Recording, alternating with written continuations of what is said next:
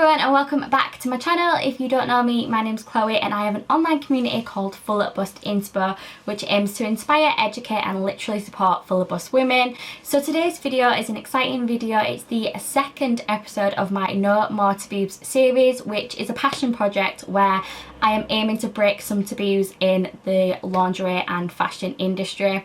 So today I am joined by Hannah from Not Your Grandmas and we talk about disability and disability in lingerie, disability in sex, and so much education in this video that we all really need to watch and learn from Hannah. She is building a community to spread that education with people with disabilities who aren't very aware of their disabilities or who've maybe got them later in life. 80% of people aren't born with their disabilities. So there is such a need for a community like this. And I absolutely love what Hannah is doing. Thank you so much for Hannah for doing this interview and sharing everything with me. I've definitely learned a lot myself. So yeah, I'm gonna stop waffling and jump straight into the video. Hi Hannah, how are you? Good. How about you? Good. I'm really good, thank you. I'm really excited to interview you today because we came across each other in the Grow and Glow group. Yeah, I had a little scroll through your Instagram and I really love kind of what you're doing online. So if you want to give us a little intro on who you are and why you have an online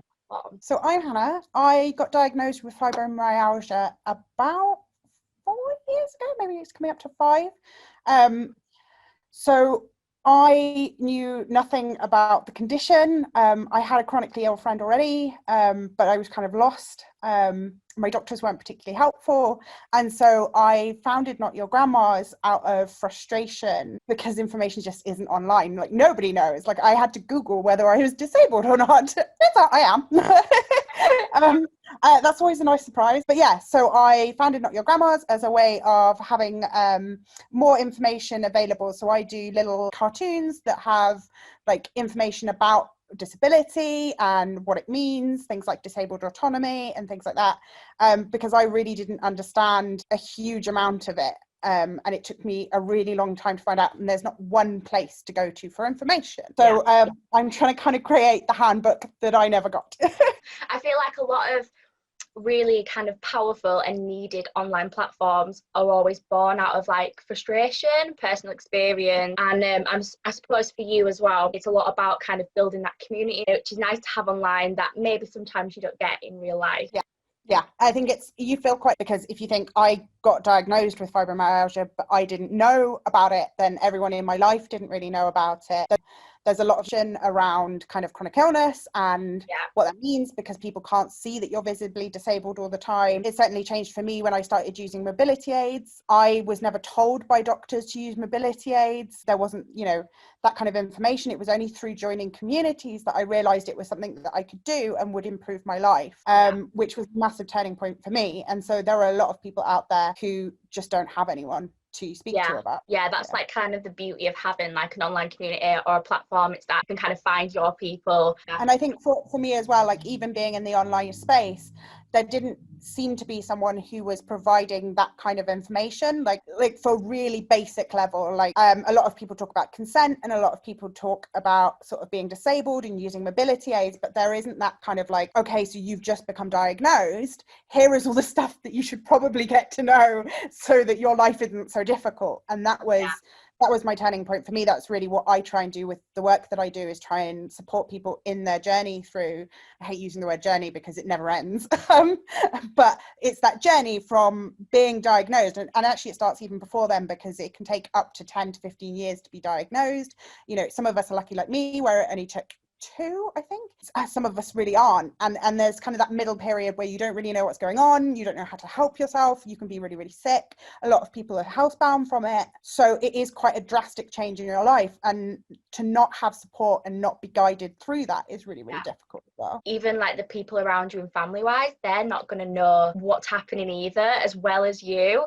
So it is like, if it's that information is so hard to get hold of, then it can feel quite lonely. It's not having the language as well, because I particularly remember like the first time that I came across a thing where there was an incident that I had where this guy, I was new with my walking stick, I was at a theatre, I was walking down the stairs and this gentleman came up to me and he basically grabbed me and was like, I'll help you down. And right, he manhandled me down and basically carried me down. And first off, I was really surprised. Second off, it really hurt me because he didn't know how to be holding me and he was just a complete stranger. I was expected to be grateful afterwards. Like, I was with my partner's family and they were like, oh, that's so nice that he helped you. How amazing is that? And I was like, actually, no, but I didn't know to be able to say, well, actually, he took away my autonomy. He stopped me from being able to make decisions myself. He didn't ask for my consent, and he had decided for me because I was disabled and didn't think that I had the ability. Even when I told him 3 times not to touch me, and he still continued to do that. And it's that kind of thing.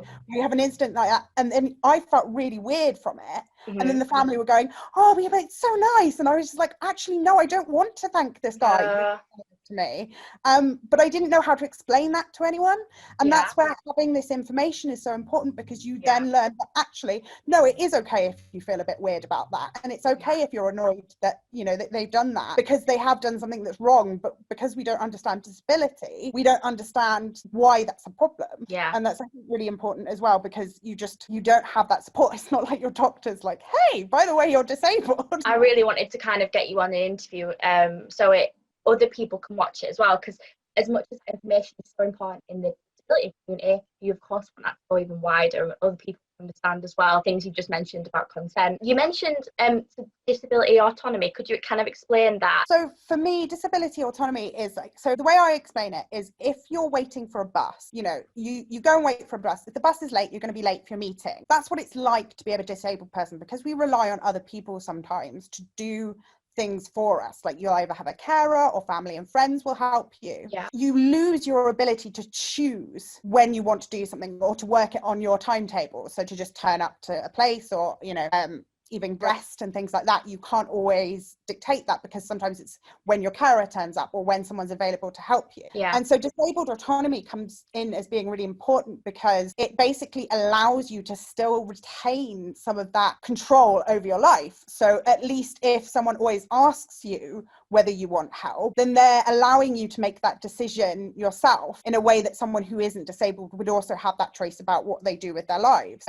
And so it becomes really, really important that people get consent from disabled. If you're taking away that choice, there's so many things that are taken away from us anyway. You're adding to that and kind of taking away even more ability for us to dictate how our lives look and what happens. Like, even being able to say to your carer, oh, I like it if you do it in this way, this job, and have it done the way that you prefer it. Okay, you can't do the job, but at least someone is doing it how you would want it to be done. And that's kind of, it's really important to kind of get that across. Like, when you have that kind of like bit of control back and a bit of independence. So much of it's stripped away from you, because you know, you have to take medications, you have to do physical therapy, you have to do all of these things. It's a massive list of things that take over your life, because you only have a certain amount of energy. So people like me who, you know, trying to balance work with also looking after my body is a lot, and then not being able to make decisions about that is just really, really difficult, because it can be really frustrating to all the people to get things done.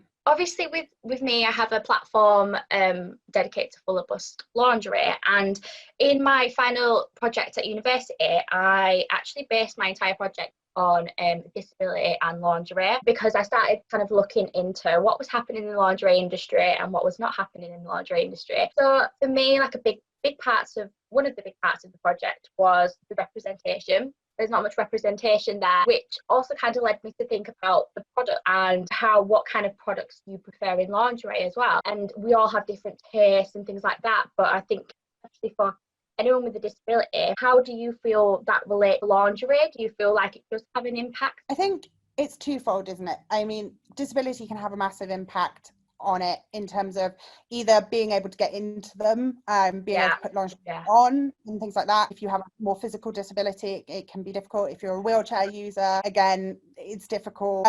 There's an area for someone like me as well. So with fibromyalgia, you have effectively your nervous system registers almost everything as pain. So we have something we call allodynia, which can be as simple as like the temperature of the room changing can cause pain, particularly so like a fan being turned on or something like that, that can be really painful. And so all of our clothing as well becomes really painful. So if you have bras, a lot of bras are just not designed for people who are in a lot of pain. Yeah. It can be incredibly uncomfortable to wear. You get inflamed ribs where the underwire goes. You can get a real problem with your ribs where the muscle aimed, and then it hurts to breathe, and it's often triggered by something like an underwire, and then having bands too tight, and it's sort of, so actually having really good fitting underwear is really important, which I'm sure you know all about. Yes, yeah, the foundations are everything. Yeah, I had a recent one with a Brarista fitting, and I found that I'd been wearing such the wrong band size, and to even just like have the right band size, I'm like, I can't feel it. Like I've not had a bra where I'm like, oh yeah, no, actually this is really comfortable. What would you say to kind of like brands about, you know, what's suitable for you? Obviously I looked into, obviously there is quite a lot of disabilities, and each disability will have different preference in terms of underwear, but in terms of you, what's your kind of perfect and ideal bra? I don't know. See, I'm still on the hunt. I think as someone who's fibromyalgia is sometimes described as like the princess and the pea, in the sense that you can feel everything. So for me, like I hunt for a really comfortable bra that actually gives me support, because I'm larger chested as well. I can't just get away with not wearing a bra. I can't get away with wearing a lot of the little bralettes because they don't hold anything in. No. And that's painful. We've all had that. It's kind of like, for me, I look for one that just fits and that holds me in a way that basically takes the tension off my shoulders. Because again, with fibromyalgia, you get incredible muscle issues where like mine seize all the time. I spend a lot of my time trying to get them back into a normal position and things like that. And then someone say who has like EDS, that's also the same sort of thing. So irritation on muscles is a massive thing. So for me, it's kind of looking for a really comfortable bra that doesn't have like itchy bits on it, or doesn't have stuff that digs in, or, you know, higher underwires for me as well, because sometimes they then stick into your armpit. A lot of bras are designed that are high in the armpits, and they're really quite uncomfortable, like depending on like your body shape and how your muscles are. Bras, exactly. But and if you're bigger, you have a little bit of fat down there, which is normal. You know, that also is an issue. You know, it can so for me, I think the ideal bra that I look for is just one that is comfortable and works, which to be fair, I think is really what every woman wants. A bra that fits and is comfortable. I think in the fuller bust space, it is very difficult. It seems difficult, doesn't it, to get your perfect bra and have that option of wearing something that just fits you perfectly. And doesn't need anywhere. What age did you get diagnosed? So it's about 4 or 5 years ago, so about 24, 25. It wasn't, for me, I was really lucky in the sense that, unlike a lot of people, because I had access to someone who was already chronically ill as well, who was my bestie, she understood fighting the system for that, so she kind of guided me through how to get a diagnosis. And then I was fortunate enough to be able to pay for a diagnosis from a specialist, so I went private just to get that diagnosis, because it was so difficult otherwise fighting with my doctors. Even still, that was only part of it. So a lot of people with chronic illness also have comorbid other sort of things, so normally it's a package and you get lots of different things with it. And so I'm like still going through diagnosis now. I went through it again recently and found out that my folic acid was seriously, I didn't know, can cause huge issues. And so that was another piece of the puzzle. And for a lot of it, it is just finding different things, because there isn't one cure or kind of treatment for chronic illness. So it is a case of like, okay, what are the worst symptoms that I have? What can I deal with in terms of, does the medicine that I take even cause too many side effects, which actually makes it worse, or does it make it better? And so a lot of it is kind of going back and forth and adjusting and kind of learning to just cope with it. Have you dealt with this like your whole entire life, or was there a point where things just felt different? So it's interesting. I go back and forth on this. You can see when I was younger, I was very, very sick. I got quite a lot of different things. I seemed prone to getting things, if that makes sense. But for me, the turning point of where I got really sick was when I was working and I got glandular fever. I made the mistake of carrying on and not taking time off because I couldn't, because of the job that I was in. So that was the point. So we moved house and I decided to paint the whole living room the day before Christmas. Oh God, Christmas Eve. Yeah, it wasn't my wisest moment. And I basically couldn't get out of bed for a week. And I thought I was dying. It happens to most of us. Weird where you can get incredibly sick and you don't know what's going on. I couldn't even lift the duvet off of myself. I had to get my other half to do that. I was in severe pain. I couldn't move. I was so stiff. Everything hurt. Just everything. Like even to the point where your hair hurts, which I never knew was a thing until you get it, and then your scalp just really hurts. And then sort of that was when I started. So it was a year then before I got diagnosed, where they kind of ran all the tests, because also with a lot of chronic illnesses it's a diagnosis of exclusion, so they have to look for everything else and then be like, oh well, this hasn't turned up, so it must be this. And even part of my diagnosis, which is my favorite thing, is I had a drawing of the human body and it said draw where it hurts, and I just coloured it all in. That was part of how they worked out. Here. Yeah. I was just like, all of it. That's how they diagnose you. You just get the sheet of paper and they're like, oh, okay, everything hurts. You probably have fibro.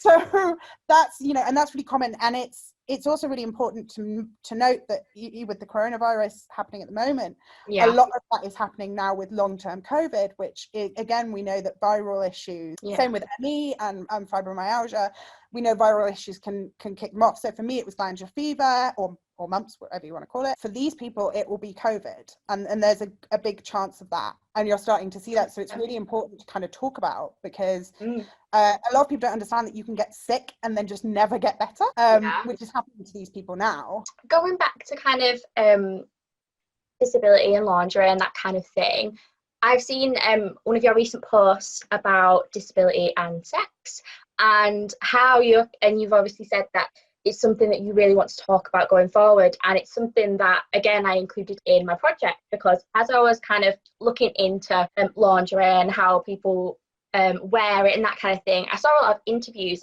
that people did, and they had a disability and they talked about dating and things like that, and dating apps and that kind of thing, and how people would ask them very kind of invasive questions about sex. And it is very, like, sex is quite a taboo topic anyway, but especially kind of disability in sex.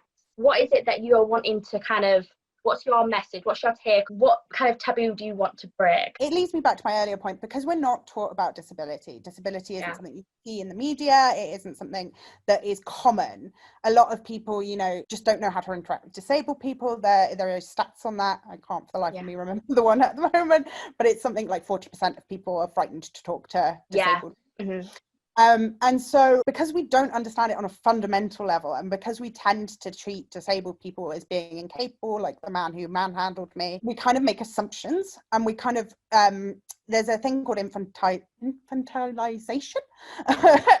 where it's basically where you kind of treat disabled people like kids, because we kind of treat them like they're not sexual, we treat them like they don't really know what they're doing and that they need help. And that's because in the media and stuff, that's how we see disabled people. So it's understandable that people who don't have someone like that in their life don't understand that that's not really how it is. And so because we see them as kids, we don't understand like that they can be sexual, that they can have sex. There's also that curiosity around kind of sex and people who may be different physically, and whether they can actually manage it. Especially I know a lot of people who use wheelchairs get asked that kind of thing. There's kind of those of us who also there's those who need to use wheelchairs all the time, but there's also those of us who are ambulatory wheelchair users. Like I will use a wheelchair if I'm going around a big exhibition or something, just because I can't walk very far without getting severe issues. And so there's that kind of obsession with the idea of whether you can actually have sex. There's a curiosity there because we don't understand disability. I think the other thing is we just don't see disabled people as being sexy. So part of what I started my company for was to show that mobility aids and stuff don't have to be that horrible medical Mm-hmm. color. Yeah. You just don't see color and disability together. Like, think of any photograph that you've seen of a disabled person, they look sad, there isn't any color, there isn't brightness. And that's why things like Babe with a Mobility Aid, which is a hashtag on Instagram, is really good, because you can see people living colorful lives. It's also why I started pimp my mobility aids. So like we pimp our mobility aids, we make them look nice. And in terms of lingerie, accessible lingerie even hasn't caught up with the idea that it can be sexy and that you want to feel sexy. I mean, yes, we find lingerie that works for us, but it's never built with us in mind. It's never like, oh, disabled people want to look hot. Yeah. That's what so I actually did like a little kind of mock-up product design as part of my project. I actually didn't do design, so it was very difficult for me, but what I had in my mind was I wanted something that was accessible and, you know, was comfortable, but also had that kind of, you know, playfulness about it, like a little bit sexy and something like that, because that should just not be excluded just because you have to wear something that's comfortable or a bit more accessible. It shouldn't change kind of your style or colour or the preference. Like, why do we have to go safe and do a black bra or a white bra? Yeah, that's it. Like, there is just no colour in disability. And I think it's because we also still see it as being a sad thing. Like, again, you don't see, that's why I wanted to start talking about sex and disability and why I was part of the handbook, because it's really important that we see disabled people as being full people. Like, at the moment, we just see them as this kind of trope where we're sad, pathetic people who have horrible lives, and that's just not true. And so, and lingerie is a really good way of showing off who you are, and it makes you feel good, and everyone wants that, you know, and that's not exclusive to people who are not disabled. I also, so obviously, how do you feel about kind of the representation in the lingerie industry? Because for me, obviously, I challenge fuller bust inclusivity, because it's just not really there across fashion and lingerie. And even with fuller bust brands, you tend to only find like one body type, or there's just not much kind of diversity there or inclusivity. There have been kind of lingerie campaigns in the past who have kind of adopted a more inclusive approach in their campaigns. How do you kind of feel about the kind of representation in the lingerie industry? I think a lot of it at the moment is tokenism. So at the moment it's, oh, we've just realised that disabled people exist, we probably should put them in there. See as a standard, and I think that's the issue.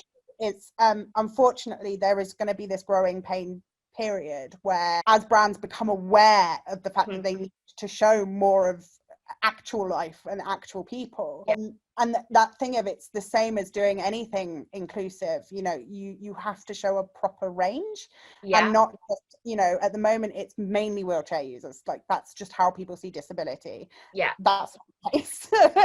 I totally get that, because in my project I did a presentation, and it was just a small presentation, kind of briefly talking about what I was doing, that kind of thing. And some of the feedback that I got of that presentation was, none of your imagery were people who looked like they were disabled.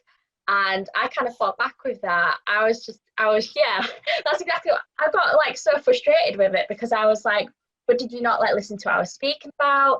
You know, there's invisible illnesses, chronic illnesses, and you don't have to look disabled. And funnily enough, someone in the room actually had a chronic illness, an invisible illness, and she spoke to me after the presentation. She was just like, I'm really like happy that you kind of stood up for yourself and just kind of tried to explain it more, because it just shows like what you are trying to do is change people's perceptions, because these are the perceptions that people have. Unfortunately, we have this idea that everyone has to be in a wheelchair if they're disabled. People get very freaked out if you then stand out of your wheelchair. That's still a thing where people get confused by ambulatory wheelchair users. You know, you can still have use of your legs and use a wheelchair.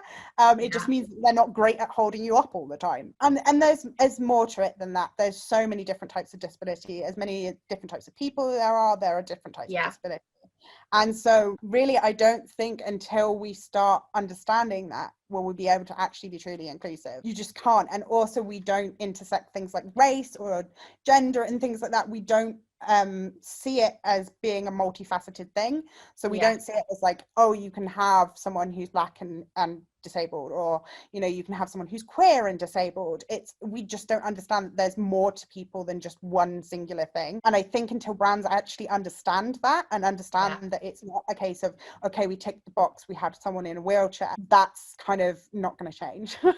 What is your message and what is your aim of your online platform now, and where do you want to kind of take it in the future? What is your kind of aim for your community and your platform? So for me, it's twofold. It's about education. So I really want to educate people. I'm going to bring out some courses soon. I'm launching my shop, and so there's quite a lot of nice things that are going on in the background. And so that's kind of one way of doing it. The other way is kind of educating and changing people's minds. So the other thing is about, I run things like Pimp My Mobility Aid, which is where we obviously all do over our mobility aids. And that's really important because I find, like, I did mine in pink and leopard print. Love that. That's a good print.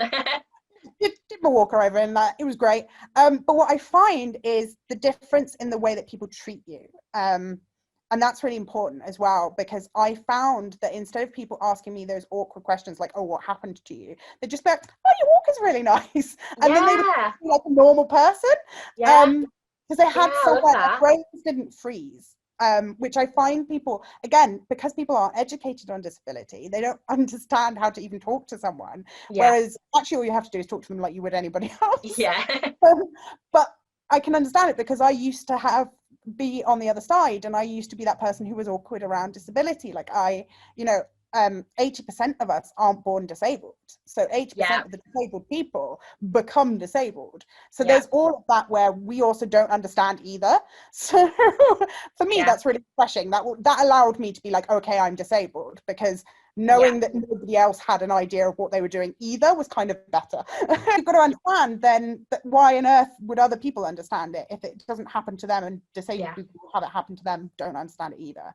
Really where I want to take my platform in terms of educating and getting people to understand and feel more comfortable around disability. And that is a lot about how we change our mobility aids and that representation. That sounds like amazing. Like, I think your platform and community is so positive, and it's just changing that perception, breaking those taboos, and just that education for the people in the disability space, but also like everyone needs to learn and become more aware, like you said, whether it's brands or just anyone. Is there anything else you wanted to speak about or really wanted to kind of address people to know? No, I think the thing is it's really about representation. So I think a lot of people sort of feel like it's being put on them, that they have to learn. So you've got a lot of disabled people who don't really understand what disability means, and all of the kind of foundational ideas of things like ableism and kind of consent and things like that. So there's that foundation there as well.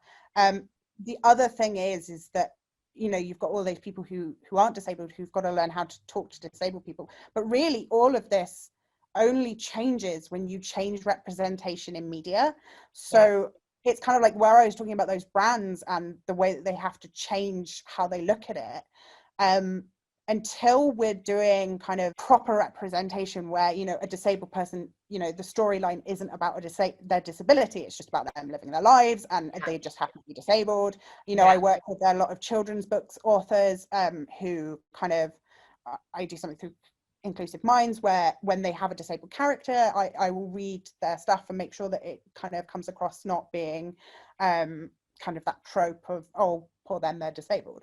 And so that's really important, because once you get kids and once you get adults and you get media doing it properly, that'll be when there'll be a shift, because people will understand it. So like representation, how I explain it to people is that it's a shortcut to understanding.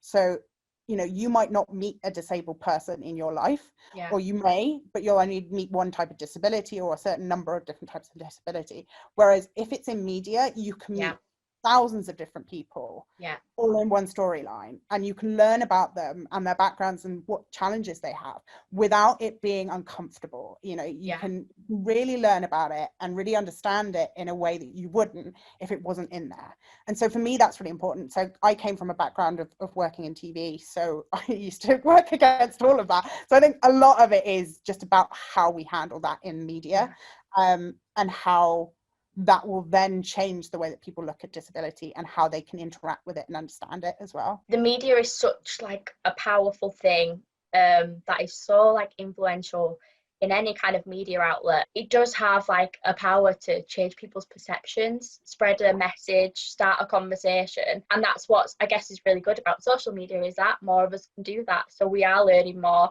and there is a lot more to learn and a lot more for us to be aware about. And I think the more we just talk about it, it's really about talking about it. And I suppose that's kind of, if you want to learn about it, you can learn about it, but talk about it with people and share that information. Thank you so much for getting involved today. Yeah, thank you so much for kind of spreading your message. And yeah, hopefully we can like kind of start the conversation for some people and kind of open it up to more people.